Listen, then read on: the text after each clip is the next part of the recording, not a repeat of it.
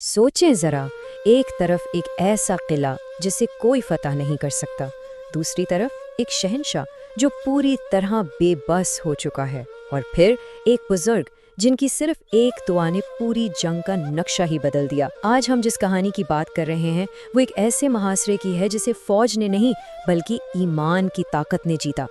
तो सवाल यही उठता है ना कि भाई आखिर एक दुआ में ऐसी क्या ताकत हो सकती है कि उसने तारीख के सबसे मजबूत, सबसे नाकाबिल तस्खीर किलों में से एक को घुटने टेकने पर मजबूर कर दिया।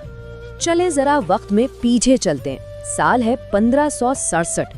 मुगल बादशाह अकबर अपनी पूरी शान और शौकत और एक बहुत बड़ी फौज के साथ चित्तौड़गढ़ के किले के सामने खड़ा है।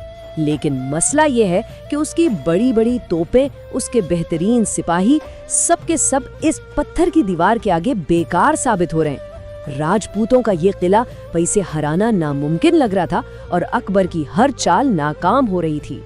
तो जब फौज और हिकमत अमली सब कुछ फेल हो गया तो अकबर ने एक अलग ही रास्ता इख्तियार किया। उसने मदद के लिए आसमान की तरफ देखा और बस यहीं से कहानी में एक जबरदस्त मोड़ आता है।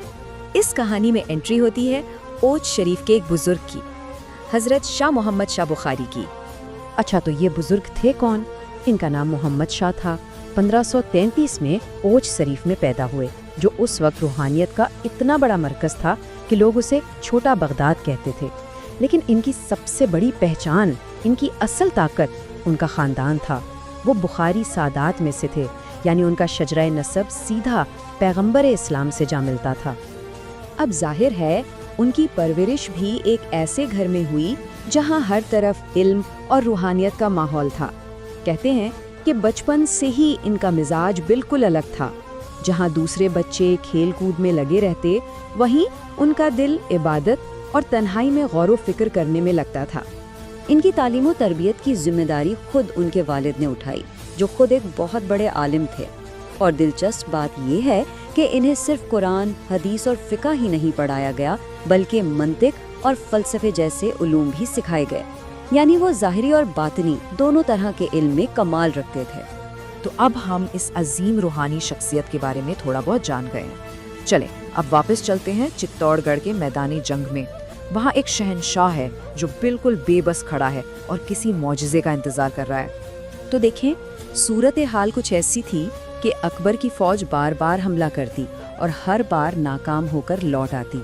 इसके सारे मुशीरों ने हाथ खड़े कर दिए थे, किसी के पास कोई हल नहीं था।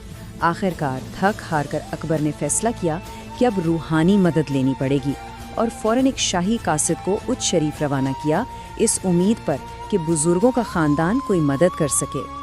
जब शाही कासिद वहां पहुंचा तो हजरत सफ़ी उद्दीन बुखारी ने अपने बेटे मोहम्मद शाह के साथ मिलकर दुआ फरमाई, और दुआ के बाद उन्होंने सिर्फ एक बहुत ही पुरसरार सा जुमला कहा।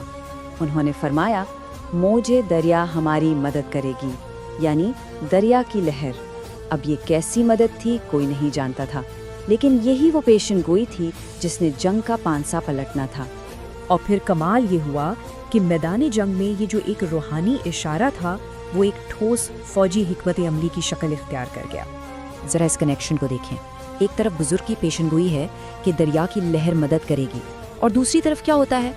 अकबर अचानक अपना पूरा प्लान बदल देता है और हुक्म देता है कि किले के चारों तरफ बड़ी बड़ी नहरें खोदी जाएं।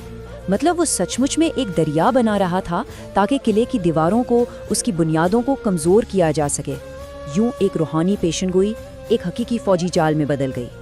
ये मुहासरा कोई 1-2 दिन नहीं, पूरे 6 महीने चला, और फिर आखिरकार वो दिन आया, 26 फरवरी 1568, जब चित्तौड़गढ़ फतह हो गया।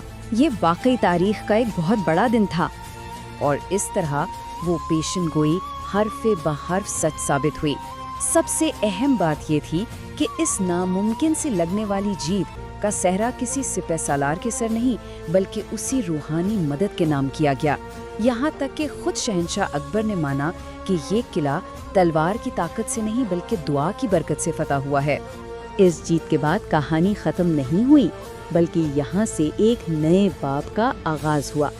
शहंशाह अकबर और उन बुजुर्ग के दरमियान एक ऐसा गहरा रिश्ता कायम हुआ जो फिर तारीख का हिस्सा बन गया। اکبر کی عقیدت کا عالم تو دیکھیں، اس نے حضرت محمد شاہ کو بٹالہ میں ایک بہت بڑی جاگیر دے دی اور ان سے درخواست کی کہ وہ لاہور آ کر رہیں۔ لیکن کمال کی بات یہ ہے کہ ان بزرگ نے یہ ساری دولت اپنی ذات پر خرچ نہیں کی، بلکہ اس جاگیر کی آمدنی سے انہوں نے ایک بہت بڑا لنگر خانہ کھولا اور لاہور کو علم اور روحانیت کا ایک نیا مرکز بنا دیا۔ تو جب وہ لاہور آئے تو انہیں ایک نیا لقب ملا، میران موج دریا، یعنی دریا کی لہر کے رہنما، اسی پیشن گوئی کی وجہ سے۔ لاہور میں انہوں نے کیا کیا؟ ایک بڑی خانقاہ قائم کی جو ایک روحانی مرکز تھی، ایک مدرسہ بنایا جہاں سب کو مفت تعلیم دی جاتی تھی، چاہے وہ دینی ہو یا دنیاوی ہو، اور سب سے بڑھ کر وہ لنگر خانہ قائم کیا جو ان کی جاگیر سے چلتا تھا اور جس کا دروازہ ہر مذہب، ہر ذات کے بھوکے انسان کے لیے کھلا تھا۔